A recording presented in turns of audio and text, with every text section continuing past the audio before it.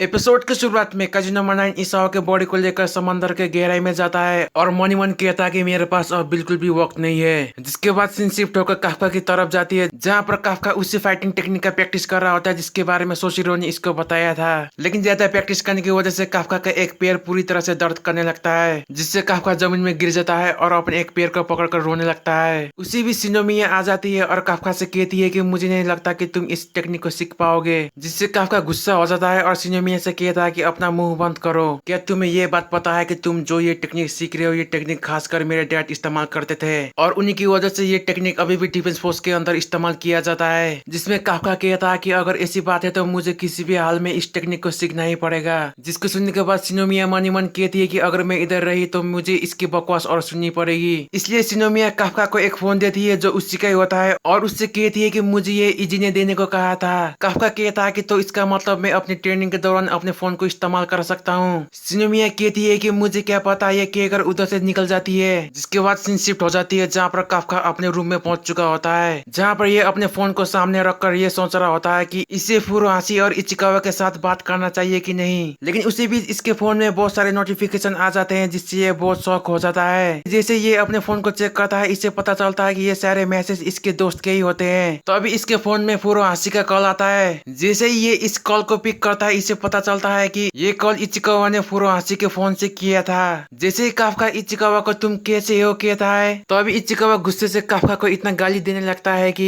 Kafka की होश उड़ जाती है और इचिकावा के गुस्से को शांत करने के लिए काफका उससे माफी मांगता है और उससे कहता है कि आज के बाद मैं ऐसा नहीं करूंगा।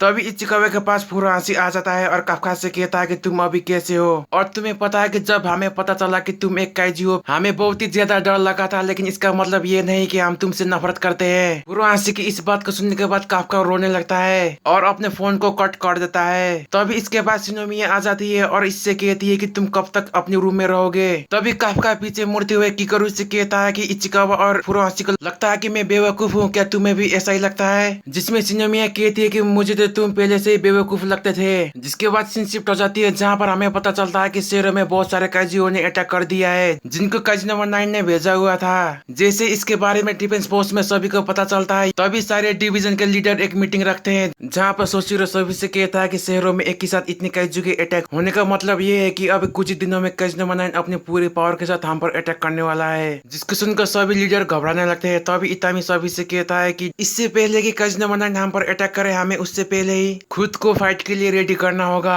जिसके साथ ही साथ ये एपिसोड यहीं पर खत्म हो जाती है। आई होप आप सभी को ये एपिसोड अच्छा लगा होगा। मिलते हैं अगले वीडियो में।